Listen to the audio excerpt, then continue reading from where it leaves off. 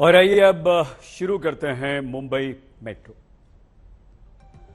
और मुंबई मेट्रो में सबसे पहले एक और बड़ी खबर है। बॉम्बे हाई कोर्ट ने उद्धव ठाकरे गुट को शिवाजी पार्क में दशहरा रैली करने की आज्ञा दे दी। अदालत ने ठाकरे गुट की शिवाजी रैली की अर्जी को ठुकराने के लिए बीएमसी को भी खरी खरी सुनाई।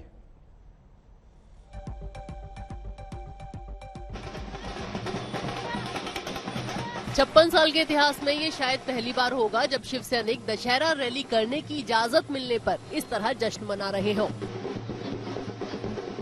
एक दिन पहले ही बीएमसी ने शिवाजी पार्क में रैली के लिए दी गई ठाकरे गुट की अर्जी खारिज की थी। शुक्रवार शाम को बॉम्बे हाई कोर्ट ने फैसला दिया कि ठाकरे गुट शिवाजी पार्क में दशहरा रैली कर सकता है।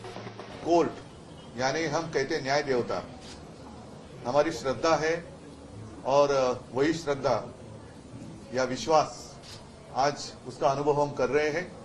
और साथ ही साथ मैं मेरे सब शिवसैनिक और जो भी जितने सारे लोग महाराष्ट्र से आने वाले हैं, मेरी माताएं हैं, बहनाएं हैं, भाई हैं, सबको कहता हूं कि अब अपने ऊपर जिम्मेदारी है। हमारी पिछले 55-56 साल की परंपरा है, उसको कलंकित ना होने दें। आइए, जोश से आइए, लेकिन हमारी जो परंपरा है वो हमें आगे लेके जानी है। इसलिए आप डिसिप्लिन और फिर से एक बार कहता हूं, उस परंपरा को कायम रखने के लिए उसके ऊपर कोई उंगली ना उठाए, इस तरीके से बर्ताव।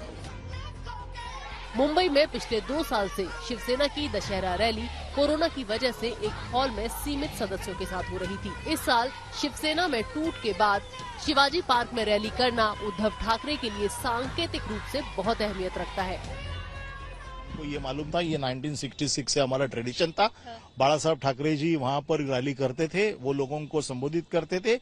2 साल कोरोना की वजह से ये रैली नहीं हो पाई थी और आज हमने फिर से कोर्ट को ये समझा दिया है कि हम कोर्ट के सामने ये सब चीजें पेश कर दी कि 66 से हम लोग ये ले रहे थे और इन्होंने इस वक्त जो इशू लिया था कि लॉ एंड ऑर्डर का प्रॉब्लम है, इस साल ये इशू आया है।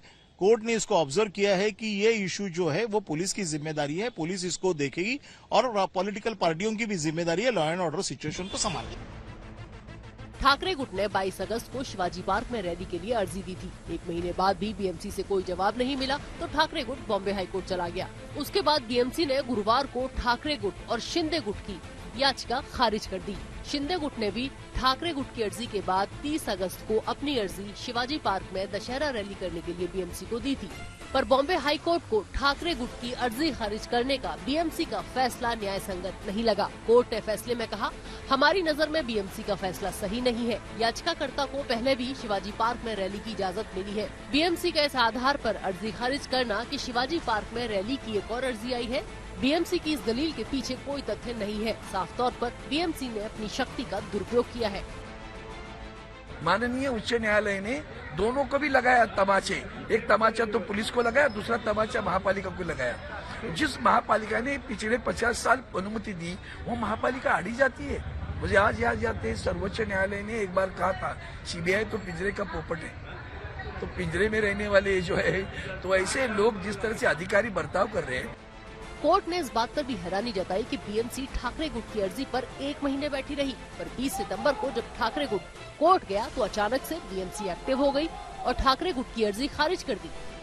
20 दिन तक कॉर्पोरेशन क्यों इसके ऊपर स्लीप निकाल रही थी, किसी को कुछ पता नहीं था। और जब हमने कोर्ट में जाके मेंशन किया तभी उनको याद आ गया कि अभी इनकी एप्लीकेशन रिजेक्ट करनी है। इसको कोर्ट ने मैलाफाइड धरा है और कोर्ट ने इसीलिए कॉर्पोरेशन का rejection totally squash and set aside किया है और हमको डायरेक्शन दिया है कि हमको परमिशन दिया जाए। खासतौर से ये पूरा आदेश 2 घंटे के अंदर पारित किया था बीएमसी ने। 2 घंटा मतलब 6:20 को उनको एप्लीकेशन उन्होंने पुलिस को भेजी। पुलिस ने कोई 10 मिनट में जवाब दे दिया।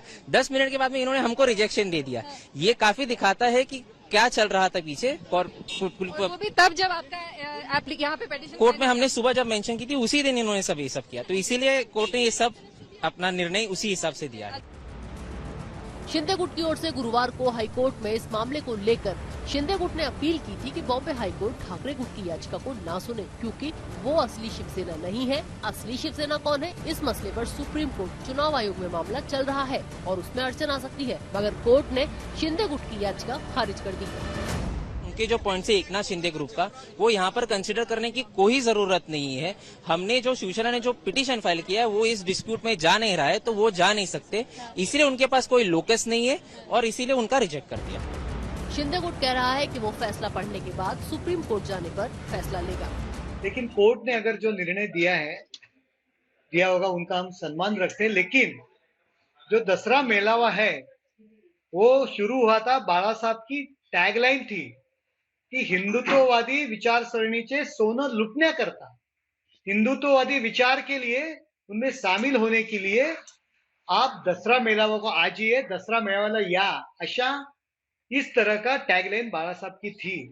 लेकिन अभी जो मेळावा होने वाला है उसमें आप क्या सुनने वाले? गद्दार, होके, बेईमानी, वज्रमुठ, इसके अलावा आप क्या सुनोगे क्या?